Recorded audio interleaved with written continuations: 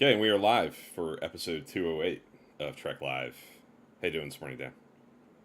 I am doing really well. I'm really excited to get talking about this topic of the day today.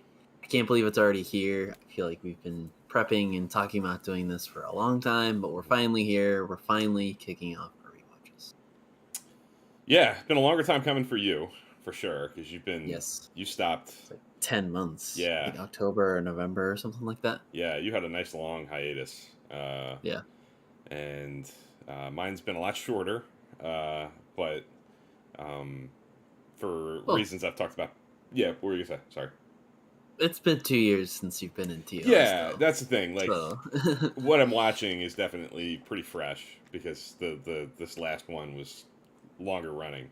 Uh, but yeah, my gap between rewatches was not super long. And I've kind well, of talked about why I think that is, why I felt energized to start over sooner in some previous conversations on here. But yeah, it's probably partially because the beginning of it was 2 years ago. Like it does feel like this stuff is pretty fresh. I didn't bang through the whole thing in a year like I've done before.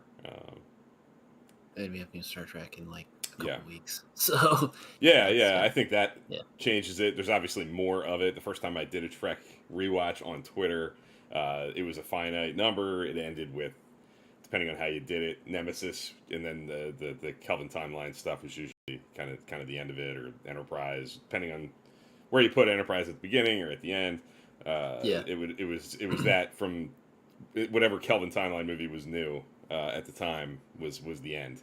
And obviously now there's well over 100 new episodes, so it's a lot longer a project now than it was just a few years ago. Yeah. So the whole thing takes longer. It means you're further away from the beginning by the time you finish it, and I think it's going to be conducive, at least for me, for wanting to jump back in pretty Mhm. rapidly when I finish. Yeah. Yeah. Okay. So we think it's good at this point to do an episode here on Trek Live to kind of just talk about what our mindsets are going into this. Trek Live is a pretty we try to be pretty well rounded as far as like the kinds of conversations we have here. We talk about all the different shows, new, old. We talk about them in different capacities. We do fantasy drafts and character spotlights, and all kinds of other like running series of ways to crack Star Trek topics. But the one kind of recurring thing that we do every week on Trek Live is a rewatch recap. We talk about what we've watched in the last week. So this is a very, very constant, at least the way we've been doing it and the way we're going to continue to do it, I think, portion of our show to talk about our rewatches and what we're what we're experiencing as we go through it. So as we're starting the new one, we think it's a good time to, like I said, just kind of like lay out, maybe not like a formal mission statement or anything like that, but think about what we're hoping to get out of it, what we're hoping to do differently this time around than maybe we did before, and just kind of commemorate the beginning of it.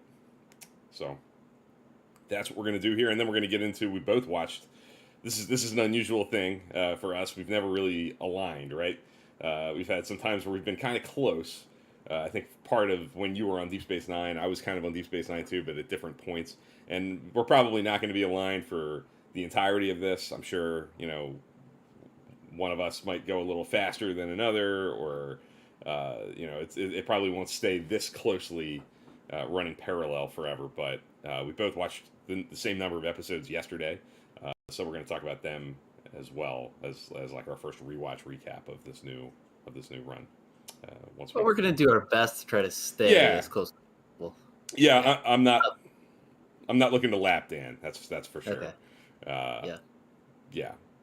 And for me, and this will just get into my just formal rewatch discussion. I'm going to take one show at a time. Bill can kind of explain his kind of strategy, but I will be doing it one at a time. And so it'll get a little bit funky once we get into Yeah. kind of the Berman era proper. Mm-hmm. So yeah, he'll technically start, Deep Space Nine when I'm probably still going to be on TNG. the next TNG, and so I'll get ahead of him probably for TNG, but he will be ahead of me on Deep Space Nine, so it'll be kind of like that. That's probably when we'll diverge, at least more than maybe a few episodes, hopefully. Yeah. But for my rewatch, this is the first time I'm going to be ranking episodes, and so I'm really excited to bring that different wrinkle to the rewatch, because this is my second rewatch, and so taking out a page out of Bill's book, I'm trying to keep the rewatch fresh whilst ranking episodes. So I'm really excited to see how my experience in going through these shows changes, looking at them from a different perspective from ranking them. So I'm excited for that. And yeah, that's kind of my big change this time around. I'm really excited to dive into all the new shows as well. Because you haven't done that. Yeah, I haven't done that. Yeah. That's a long ways off, but yeah, that's a long, right, true. That's we got a lot of shows to go from there, but I'm really excited. I've got a notes section open as well that I'll just try to jot down some notes. Like, if you want to jump on our Discord server, I did jot down a note about where No Man Has Gone before, and Bill and I started to discuss that a little bit. But things like that, taking notes here and there, like as I'm rewatching, because keeping it in my head might be tougher, and then bringing it to the show might be tougher. So I feel like I might be able to bring a little bit more insight with the note section, but which I'll get into when I talk about the episodes later in the show. But yeah, those are my big two things that I'm going to be doing this rewatch. Just hearing you kind of lay out your reasons for wanting to do some things a little differently, just speaking for myself, I do think using, a log, using a spreadsheet to kind of track your thoughts on each episode, whether it's through rankings or grades or however you choose to do it, does go a long way to, in my experience, at least speaking completely subjectively, it goes a long way to kind of forcing myself to give each episode its time and to try to experience it in a way that forces it to leave an impression on me, like rather than just letting it kind of breeze by and let it become sort of white noise in the background that I'm watching. Yeah. And like some episodes might leave, a big impression because of my attention span at that moment, but maybe I'm watching it while I'm doing other things, another episode, and it doesn't quite have the same impact. So I hope for you, because it sounds like this is something you're eager to do, that it works for you the same way with doing the rankings and using sort of, the things that you're talking about, notes, trying to share some thoughts as you go. Looking for things like that might give the episodes kind of a new life in itself, just by the nature of forcing yourself to do that. That's why I do what I do, for sure. It's a sort of self-check to make sure that I'm not just sort of doing it to do it and letting it wash over me and not leave much impression. I mean, I could do that, and I did that for a long time before Twitter was a thing, and I had somewhere to share the stuff. That's the other thing. I think being given the platform with Twitter and with Trek Live and having friends to talk to about it is another thing that helps a lot. If you're just watching it in a vacuum, it just kind of is a completely independent experience, and you can kind of do whatever you want with it. But if you allow yourself the output with what we do, it can really challenge you to take something away from each episode, or at least give yourself an opportunity to really have a reaction to each individual episode. Yeah. And for example, like this Trek Live does that for me. Like the episode we just did with implied sets and things, like that's in my notes to remember to look for things like that. And it's not just things that I see in the episodes. It's like if I have an interaction on Twitter of like, okay, this person really liked this episode, or he had this nuance that I want to see, I'll put that into my notes to be able to keep, a log, like you said, Bill, to be able to reference back and still have that right there, and also just have a better reaction to maybe some episode that I don't really enjoy, but it still keeps it fresh and keeps me interested in a maybe a lower tier episode, since we're, I guess, ranking these now. Yeah. So, yeah. Definitely. I also think a big help is the nature of the new stuff. If you're into that, if you like the new shows, you can't help. But I think I felt myself doing it yesterday with these TOS episodes. It's hard not to maybe have a slightly different experience, or at least a different colored experience watching these episodes with Strange New Worlds kind of in the back of your head too. Big time. And Big time. I think, especially with season 3 coming, I think the next generation, if when we get there, we maybe have the Picard season 3 in the back of our mind and kind of know where some of these characters end up, and how if what Terry Matalas, the showrunner for Picard season 3, is talking about is to come to fruition, that Picard season 3 is like a 10-part miniseries that's the undiscovered country for the next generation, and it's the end of their story. That's not, you can't help but have that sort of rattle around in your head when you're watching the next generation too. So having new stuff that continues to inform, so time travel somehow. Yeah, uh, it we yeah, I think having new stuff that's kind of continuing to inform the old stuff and to give some of the old material some direct and indirect new meanings, and just new things to think about when we're watching is a whole nother layer that wasn't there the last time that I watched these episodes for the original series, for example. Stranger Worlds didn't exist yet. So having that exist makes it feel new again in some respects for me. Again, speaking subjectively. Yeah. Now, I'm not sure you're going to be too familiar with this whole conversation. This is an old timer. Jeff's in the chat. Air date first. Production order for the original series, especially, is a big talking point for people. I know you're big on air date, right? I tend to go with air date, and a lot of it was always kind of, and a lot of it's pretty habitual at this point. I think with TOS, because of the nature of that show, you can do it either way, and it really doesn't matter. There's virtually no serialization. There's nothing in like consecutive episodes that directly informs like the next episode. Sometimes you get like a teeny little callback, but it's usually well enough in advance where watching it in air date or production order won't make a difference. They're equally valid. Besides the look, right? Well, production value actually yeah, that's what I'm saying. Where No Man has gone before looks a little bit different than, say, Charlie. Yes, definitely. Yes, with production order, you obviously smooth out some of those wrinkles. Uhura, as you're about to see with Mudd's Women, wears a gold uniform as a pretty weird quirk in the Corbomite Maneuver and in Mudd's Women. Those are the first 2 episodes that were produced after Where No Man Has Gone Before, like in TOS proper post-pilot. And so you get some slight oddities there in those first couple of episodes. I think you notice some differences with little details on like Spock's uniform and the collar size in those first couple of episodes. Obviously, Nimoy's performance kind of fluctuates a little bit in these first few episodes. I think right around the naked time, Charlie X, in production order, about 7-8, it starts to smooth and become a little bit more consistent with the way that he shows or doesn't show emotion in those earlier episodes. Mudd's Women, Enemy Within, he'll show a little bit more. So watching it in production order does smooth out some of those things, in my opinion. I got into the habit of watching air date order when I was completely reliant on DVDs to watch the original series, to be honest. And it was a pain in the butt to change the disc every time an episode, because they're so out of order. It's literally change the disc every episode for the most part.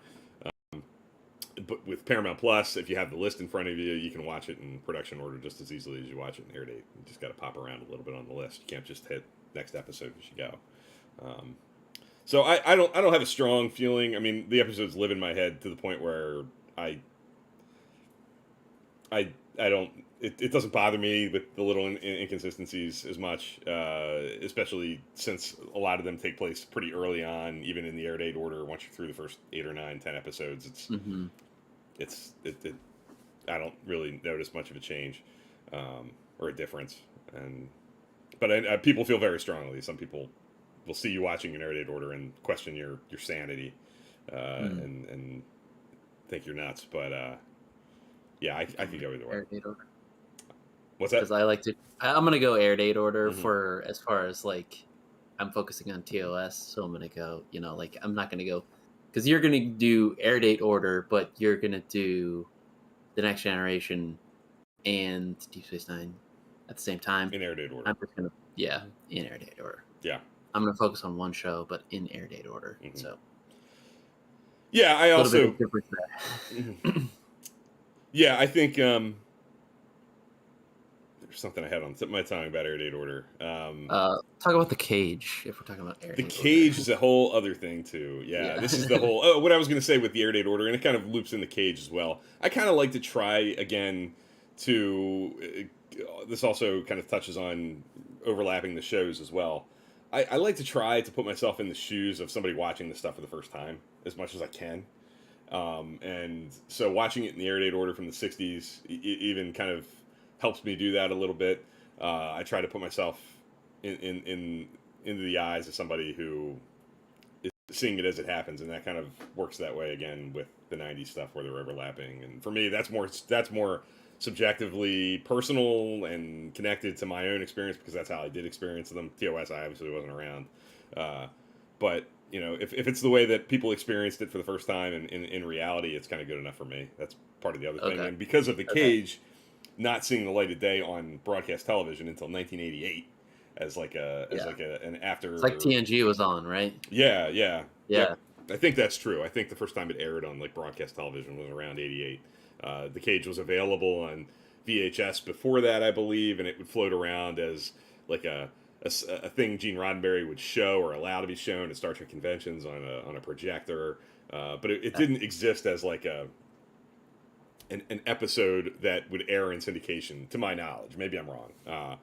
I wasn't around for it, but my years of living as a Star Trek fan, true or not, that's the mythology that I kind of go with. And I've talked about this before too. Because of the menagerie, I don't know. In my head canon, the events of the cage as seen in the menagerie is what's continuity relevant to me. Like the cage itself is kind of like an addendum and kind of a really interesting side thing that is awesome and that has merit and is amazing on its own right. But I get my value of that story from the menagerie, even though it is different. I mean, they are. Yeah. You don't need the cage independently. Because the menagerie tells you everything you need to know about what happened in the cage, I think.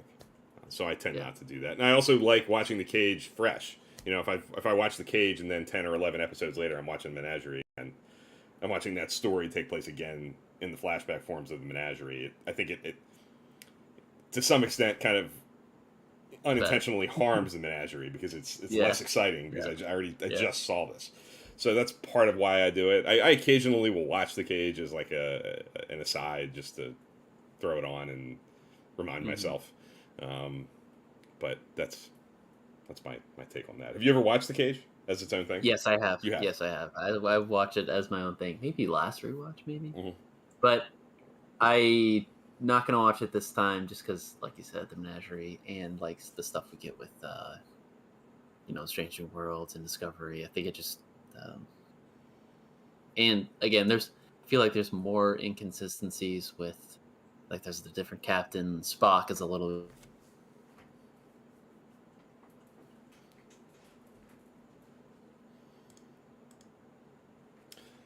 And it looks like we lost Dan for a second there. Hopefully he'll be right back. Connection issues are a thing here on Trek Live at times. But I agree with everything that he just said about the cage, and that's kind of where I sit on that whole thing. Something that I'll touch on independently while we wait for Dan to come back is my own kind of approach with handling this rewatch. I spent a lot of time thinking about what to kind of share on Twitter to kind of challenge myself to think about each episode, like I was saying earlier, and to force myself to try to see the episodes through fresh eyes and experience them individually as I go. The last rewatch 3.0, I really didn't review episodes in any kind of formal way. I would just say I'm watching it, and then I would put a grade on it and rank them kind of quietly behind the scenes. I didn't really share much about my experience as I went, the way that I had in the first and second rewatches. I felt like, because it's been such a long time since like rewatch 2.0 for me, that I felt like I'm back. awesome. I kept going and just kind of. Cool. I'm talking about my internet issues. Yeah, Well, it happens. uh, So, because it's been such a long time since Rewatch 2.0, which was the last time I actually wrote reviews or tried to put out individual thoughts on episodes as I went, I felt like it would be a good time to try to challenge myself to do that again. It's the reason I Okay. like to do that it's kind of a challenge to myself to like stop and think after each episode and think about what am I going to say, even if it's just 2 sentences, 3 sentences. Like how do I sum up my thoughts on that episode and kind of justify the grade. I didn't feel like I did that in Rewatch 3.0, and part of that was to like kind of give myself a break. I kind of wanted that rewatch to be more casual and to be able to do it more, a little bit more passively, and not have to, put thoughts out there as each individual episode went. And I did appreciate that for myself. I felt like it was a little less work, to be honest, for the third one, and to kind of break up multiples in a row. But I felt like this was a good time to go back to that and to kind of force myself to sort of justify the grade a little bit. And it does work on me that way. If I think of a grade while I'm watching, or I feel like I know what it is, when I sit down to try to put pen to paper a little bit and put a couple sentences together, sometimes that view might change. I might change a B to a B minus because of what I'm finding myself right, and how I'm actually like trying to articulate how I felt about the episode. I did that with Charlie X actually right away. I kind of had it pinned as a B, which is what I gave it last time around too. But as I'm writing about it and really thinking about what to say, I'm thinking to myself, I don't know if I think it's maybe a slight a slight little tick below that. Lower. And I went B minus. So I'm looking forward to doing that again. That's going to be the big difference, which isn't really that different because that's what I did originally when I first started doing this on Twitter. But I'm going back to that, and I'm looking forward to forcing myself to do that for this go round. Yeah. Jeff's asking about, be interested to see how Strange New World changes anything with our perception of the TOS episodes this time. Please share whenever it does. I'm sure we will touch on that. Yeah, Jeff, that's a great question. My TOS is changing my perspective on Strange New World, actually. And maybe this is a good transition for us to get into talking about the episodes of the week here, but I forget how much death is in early TOS. Like, in the Man Trap, there's a few crewmen that die. It's just, I don't know. It just feels like TOS is a little bit more the Wild Wild West a little bit, and it helps our beloved and new engineer this season just dies, and I forget. I guess we get kind of lulled to sleep, like a false sense of security in some of the Berman era stuff that we don't get death in Trek as much. So it just feels like TOS is a little bit more dangerous, and they're kind of on the edge of pushing exploration, and like Strange New Worlds kind of talks about is that exploration has a cost, I think, and I think you really see that in early TOS, I guess. I think you get quite like in Voyager, for example, crewmen do die, but I think one of the kind of knocks people throw Voyager's way on occasion is that they don't take the time always to like absorb the impact of those deaths. Like if an unknown crewman dies on a mission, or a crewman you've never seen before gets killed in a shuttle crash with Chakotay or Tuvok, for example, that individual scene might have a little bit of an impact, but it doesn't carry over much. I think what you're, and I noticed the same thing, and I say this every time. One of the things that kind of powers my appreciation for the Man Trap every time I watch it is how personally Kirk takes every time one of these people dies. Like he gets fired up by losing somebody, and it really hurts his being. Like it feels like he absorbs that hit in a way that's really personal to him, and he takes it seriously. And not to say that Janeway doesn't, and that those shows don't let those moments happen on occasion, but I think the way that Kirk plays and Shatner plays each individual character's death, and TOS doesn't even always follow through with this. As the show goes on, the whole red shirt death thing is a little over exaggerated, I think, and is a little bit of a tropey reaction to Star Trek by people who don't necessarily watch Star Trek, but there is some kernel of truth to that. That you get a security guard that beams down to the away mission with the landing party and gets killed 5 minutes into it. Like that does happen in TOS, and it doesn't always carry the same weight. But in the Man Trap, especially, and in Charlie X, when Charlie's making people disappear, like, Kirk is not playing around with that. Like that makes a real impact on him. Even in Where No Man Has Gone Before, the idea of losing Mitchell. And what's happening to him. Because he's known him since the academy, right? Yeah. These things carry a lot of dramatic weight in the early days of the original series, especially. But I think you're right that's a really cool thing to kind of take with you into Strange New Worlds, and the way that it informs your reaction to like losing Hemmer, for example, is awesome. I think that's like a perfect kind of validation for doing this. If the old stuff helps inform the new stuff, and vice versa, when there's this much of it and it's all kind of interconnected. That's kind of the beauty of it. Yeah. So I think we've kind of touched on our approaches and what we're doing differently this time around. You talked about you're trying to rank and why you're doing that. I talked about I'll be trying to review episodes as I go. I'm still going to put out rankings at the end of each season. I have a lot of data points that I can kind of compare now to. I'm interested to see. I'm trying. The other thing I didn't really touch on talking about reviews is I'm trying not to, at least until I'm done. Sometimes I can't help but know what I gave episodes last time around. I'm trying. I don't consciously like go back to what I did in 3.0 and compare notes. Like I try to give each episode its fair shake, and if they match, they match, and if they're a little different, they're a little different in terms of like grades. Like Charlie X. Like Charlie X is a little bit different, and actually the Enemy Within is a little different too. I knocked that down a peg. It was B plus in 3.0. It's a B today. I try to not pay too much attention to that while I'm doing it, but I'm interested to see, like maybe at the end of each season, which episodes went down, which episodes went up, changes in the grades from the last go round. And then on top of that, I'm also running this kind of side project where I'm asking Twitter to vote on polls for episodes that gives like a grade point average for each episode. So I have that to kind of compare to too. So nice. At the end of each season, I'm hoping to put together, my rankings from this time, maybe my rankings from last time, and then I have the Twitter stuff, and just kind of like look at comparative pieces of data that I'm you versus and then you have you, right? And then there's you. There's Trek Ranks. There's all these other people who do rankings that can all kind of be put together, and we can look to see where the big differences are and where there's similarities in the community and in specific people. Really excited for that. Yeah. So a lot of interesting stuff to come on the rewatch as a whole. I'm expecting it to take a while.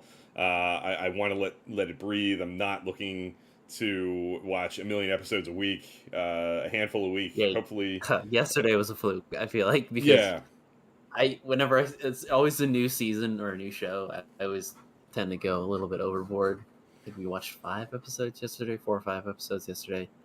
And me too. But it's all we're real. I mean, it's real life and real people stuff, and a lot of it's going to revolve around our schedules and what we have going on. If we have like a wide open weekend, we're not doing much, or feeling under the weather, or quarantining for COVID, whatever. Like if stuff like that happens, then you might watch more than you do if you got a lot going on, and that's just real life and reality that's going to impact us just like anybody else. So it'll be dependent on all those things, but I don't want to rush through it. I feel like letting it breathe and giving the episodes their time and letting them sit for a little bit helps. Also, not let them kind of run together and be one giant soup of Star Trek. I liked that this last one took a couple years, so I'm kind of hoping that this one does too. Cool. Yeah, me too.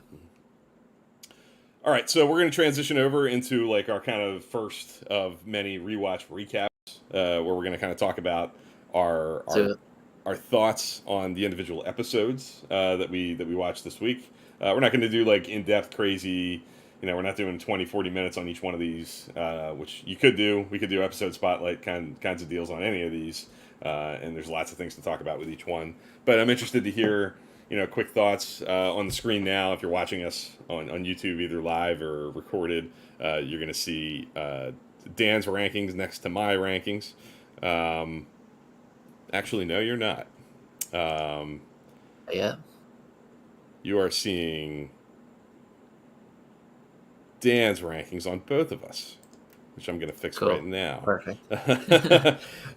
So Dan, why don't you talk real quick about your experience with the first 5 episodes and your rankings and Yeah. your quick thoughts on each one. So the challenge for me is at least ranking these episodes. This is the first time I've done a formal rankings. I've done theater skip-its in the past and things like that. But for me, it was tough to manage my expectations and my perspective on these episodes because, like I said before, it was the first 5 episodes, and I'm all excited about getting back into my rewatch and getting back into DOS, which I love. So it was hard to put those kind of notions away. And it's also tough because in my mind, if I'm taking Bill's kind of style in putting a GPA, for my money, a lot of these have B to B plus kind of rankings here. So I put Where No Man Has Gone Before at the top. Number 2 for me is The Naked Time. Number 3 is Where We Differ is The Man Trap, and then The Enemy Within, and then Charlie X rounding out my top 5 for these first 5 episodes of TOS. Where No Man Has Gone Before, I really like the big sci-fi going to the edge of space, and there's some consequences. It feels really big and dangerous, and I love the history that this guest star technically really has a connection with the captain kind of right away, and it feels like there's weight. In some episodes when something happens to a crewman, it's tough to kind of get behind, feel something for him, but I feel like right away do feel that. The Naked Time obviously has a lot of history with not just TOS, but with Next Generation as well. I think The Naked Time is a little bit better than TNG outing. Yeah. For something like this. Agreed. But yeah, it feels really dangerous. It feels scary. It also there's some technical stuff that happens. Trying to figure out how to fix this, and I feel like the Naked Time does a good job of everybody has something to do. It feels like McCoy's working on the serum. People are trying to fix the ship. It feels good for the cast, and you really get good. I think Bill will talk about it too, but you get a really good trio of like the 3 or 4 crewmen. They're all working together. So, the Man Trap, I really like. It's kind of a classic go down to a planet, try to solve a mystery, which I feel like is such a classic Star Trek trope. Yeah. So that's why it's maybe higher for me than The Enemy Within. The Enemy Within, I feel like is the first time where we dive into a little bit of TOS camp and some TOS cheese with Shatner's. He's cited as overacting a little bit sometimes, and I feel like here maybe he definitely does. I love the technical aspect of seeing Kirk's or Shatner's double. I don't think we weren't meant to see this on high definition, right? We were, and there's been a few moments like this in TOS, but of course, that's another quick thing. I will be watching all on Paramount Plus, so I'll definitely keep you guys updated on my experience of that. But so far, the quality is really good, at least on the browser. So, and then Charlie X, it's a good episode. I just have a tough time with some of the I don't know, the story just feels flat to me and feels a little of the time. Yeah, I think with Charlie X, but that's my ranking so far. So we agree on a lot of things. Where No Man Has Gone Before, I think a lot of it is really powered by how comfortable and how believable the Kirk and Mitchell dynamic is right out of the gate. I think the the cleanliness of establishing that like right away, and how like economical that is, like in terms of screen time, how quickly they establish that they're friends, and that there's history, and that the decision that Kirk's going to have to make is going to have a personal cost. And I think that tells us a lot about Captain Kirk right away. And one of the things I mentioned in my little review is what it kind of hits me every time I watch When No Man Was Gone Before. A lot of times when you watch these shows, sometimes it takes a couple of episodes for maybe an actor that I really love to feel like they nail and have kind of like hit the comfort zone with the performance. Some of my favorite characters in Star Trek history, I could say that about. But not Shatner as Kirk. I feel like right away that first shot of him sitting with Spock playing chess, looking at the view screen in the observation deck. He is Kirk, the Kirk that we know, the Kirk that is going to be there for the whole show from the first time you see him. And Where No Man Was Gone Before, I think, establishes a lot of Kirk's key characteristics and his tone and tenor as leader and a captain. So I really enjoy it on that front, even though, as we all know, like that it's a real anomaly. I mean, everything from the look of the set is the set is still very much sort of in the cage mold on the bridge, and the other sets as well. They haven't kind of found their stride in terms of the uniforms. Yeah. All the design stuff hasn't evolved into the TOS comfortable look yet. And then, of course, it's kind of populated with quite a few supporting players that aren't there. Not everybody's kind of in their place yet. Some of them are there. Sulu, Scotty are in the episode. Sulu in a little bit of a different role. Scotty's the engineer, but no Uhura, no McCoy. Different characters are kind of emphasized. Gary Mitchell, obviously big time. Sally Kellerman as Elizabeth Daner are big characters. So it's a little different as an episode, obviously as the pilot, but I think it works really well as a Star Trek episode, even though it's a little anomalous, and it carries a lot of weight for establishing what TOS is going to become. And one more quick thing. It has the weight to, and this is what makes Star Trek, I feel like, a little bit different than most shows. Is like it makes you think after you watch the episode. It's like, okay, even this really genuine guy, even when he gets powers, what happens to him? Like I just feel like that just sticks with you. Right. And I think that's that's one of those like timeless ideas. That's something that William Shakespeare wrote about. That's something that we're living through in all of our, like, whoever it is. I mean, we can say we are, but go to somebody that lived 50 years ago, 60 years ago, 100 years ago, and they're going to tell you the same thing, that this is the power corrupts, absolute power corrupts absolutely is a thing. And it's something that we all recognize and see in our life, big, small, in our offices, in our politics, in our world, like that. That's just is the way it is. So it's a timeless thing that I think is really well handled in Where No Man Has Gone Before. And you're right. I think having it be not just a bad guy, having it be somebody that Kirk cares about and has a history with, and is seemingly like a successful Starfleet officer who has moved up the ranks and has a career ahead of him and could be a captain someday. Like that all helps with conveying that story. So I'm a big fan of Where No Man Has Gone Before. I think I gave it an A, and I've kind of had it there for a long time. That's a pretty consistent grade for me. The Naked Time, I agree with everything you said too. I think that really does a great job. I said it in my written review.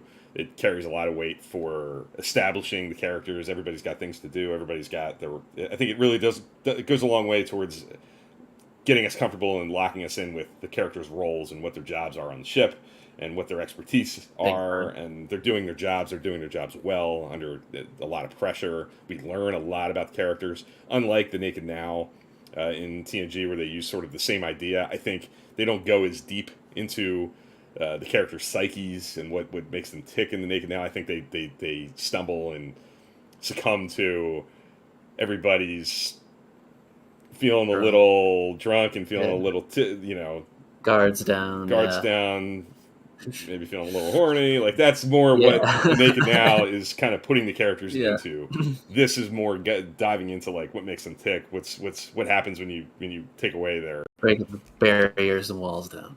Yeah, and I think we learn more about the characters, and it informs more of what we're going to see as these characters develop and we see them in more situations as the ship progresses. It's more successful on that front. The Enemy Within, I'm a little higher on than you, I guess. It's a slot higher, even though I have the same grade on it as the Man Trap, so they're going to be close. Within at least a reasonable amount of distance from each other when I'm all done with the rankings, I'm sure. It's definitely, like you said, it's got some camp to it. It's Shatner is big as the not great Captain Kirk. Yeah, but I think he's really good as the more passive version of Kirk. he's better. Yeah, he's more subtle and quiet, and because it's yin and yang. But yeah.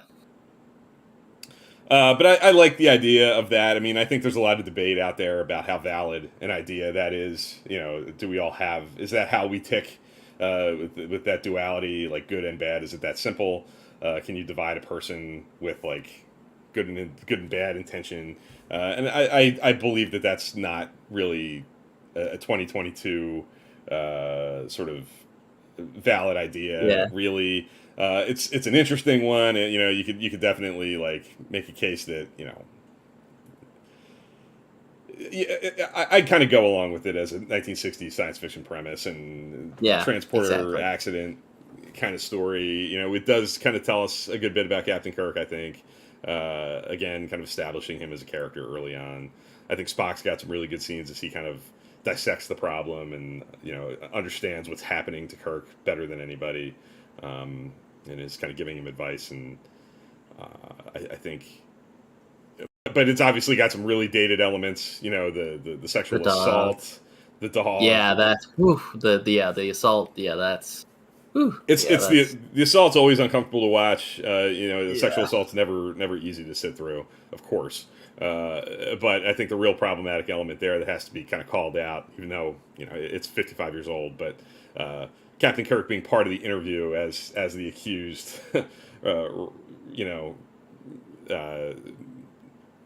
alleged rapist is not something that would be considered kosher in any civilized place in 2022 for sure. But that's a big faux pas that kind of drags the episode down a little bit for me. The obvious, they haven't established shuttlecrafts yet. The transporter's not working. That's a long running kind of joke / knock on this episode. Why don't they just get in the shuttle and go pick these people up? The real Star Trek production reason you wouldn't have an episode, and the real reason is they don't have shuttlecrafts yet. They didn't come up with like that wasn't part of the show this early in the production. Yeah, it's got its issues, but it's got I enjoy Shatner's performance for what it is, and it's very moody, and it's got a really evocative score, and like there's good production elements to it as well. I think the Man Trap I think is solid. I mentioned earlier I love the way Kirk reacts to losing crewmen. I like the melancholic. It's not just it's a creature feature. It's like a horror show, but I like that it's kind of sad, and it's got a tragic element to it. That it's the last of its kind. It's acting instinctively, it's doing what it does to survive. And it's his only attachment to his dead wife. Like that's just heavy stuff. It's really heavy, and it needs. It doesn't want to kill its last connection because it needs love too. Like it doesn't. Like it knows it needs the salt, but it also needs a connection. So that's why it's kind of letting Professor Crater live. So it's kind of this weird, kind of very strange and alien kind of pairing at this point that has grown weirder by the day as these two people living on this far off planet by themselves. It's really I love the moody elements of this episode, and I also. I mentioned, and this applies to a couple of these episodes, including the next one, Charlie X, on the list. A lot of these TOS episodes do a lot of heavy lifting for establishing that there's casual life on the Enterprise. I mentioned this in the Discord server. That, this isn't just a bunch of drones pushing buttons on a console living on the ship. There's people who have interests and things that they do off duty, and they have friends, and people connect. Sulu is the helmsman, but he's also a botanist. And Uhura is the communications officer, but she loves music and she can sing. And Kirk eats on the bridge. And he says, "Hey, I'll give that pill that you gave me for other like they have that relationship of like Yeah, these episodes do a lot of work toward establishing what Star Trek's going to become. That this is a found family, and that these people get along, and that they have lives, and they're not just duty bound people who are there begrudgingly. They want to be there. They like each other. That they have interests and they hang out. There's scenes in the mess hall that they're hanging out, Yeah, they're they're singing, they're playing cards, singing, cards. These people spend time together, and I think that's really invaluable. And a lot of these episodes weave that in. I think Man Trap does that. There's a lot of casual stuff going on the ship. The Naked Time does that a lot too, and Charlie X has a lot of scenes in the early part of that episode that do that. Charlie X, I agree with you. I think the story is a little dated. I'm intrigued by, it's an old idea. It's certainly nothing new and groundbreaking. It's sort of a lost child kind of being reintroduced to society, and the challenges that's going to bring. And when you give that, it's sort of a very Twilight Zone kind of a concept. You take that kind of basic story and you throw in, but this child also has like otherworldly abilities, and they're kind of Gary Mitchell like. That's 2 episodes in a row with kind of like that same idea, that godlike kind of complex and extreme power. But as we've talked about in quite a couple episodes ago on Trek Live here, the downbeat endings. I love the ending of Charlie X. The kind of throw our hands up. There's nothing we can really. There's no argument to be made. He's got to go. Kirk tries to, I think, fall on the sword a little bit and say, we'll keep him. Can't you just take his powers away?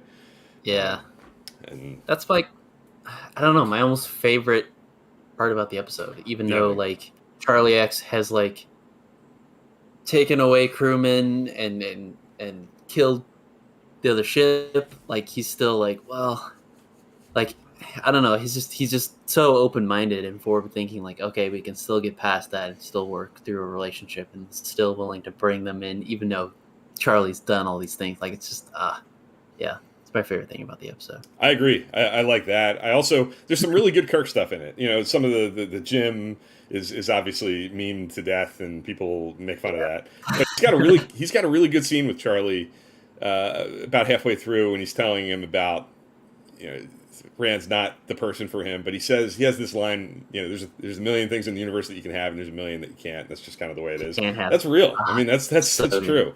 That's like really good dad advice, and it's something that I heard William Shatner say as Captain Kirk when I was a little kid, and it's kind of stuck with me forever. It's one of those, I don't know, touchstone pieces of dialogue, I guess. So it's got moments. I like Charlie X more than the average person. I think I'm higher on it than most people are for these kinds of things. But I agree with you. I think the ending's the best thing about it.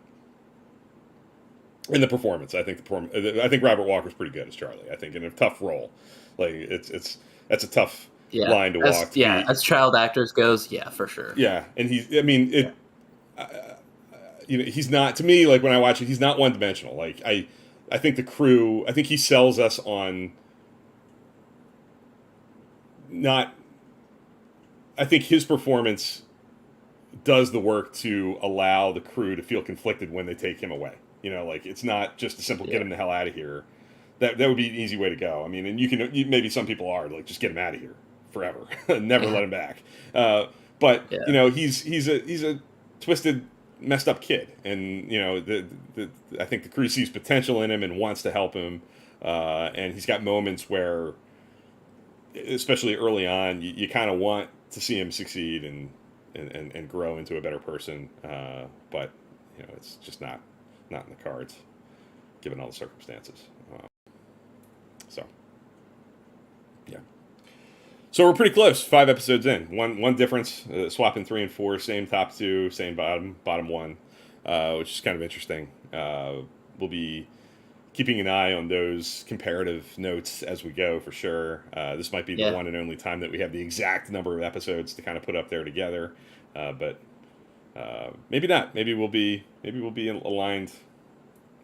I don't know. I'm gonna make a conscious effort to try to stick with. We're gonna try. I mean, we're gonna try to keep it relatively close. I don't have any interest in being a season ahead of Dan. I'm gonna try to keep it relatively within within striking distance. I might be a couple ahead. He might even be a couple ahead. I thought at the end of yesterday he was going to be a couple ahead of me, but I got a couple in at the end of the night to get even. But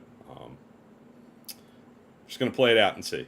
But this was a really fun conversation. Do you have any last thoughts before we kind of wrap this up? I'm just really excited to be back in the formal rewatch, and I'm excited to be able to share it with you all. I think the best way to do that is through our Discord server. Yeah, I'll tweet a few things here or there, but I think the formal discussion, like we talked about, with which I didn't even get into, but some of my thoughts that I've seen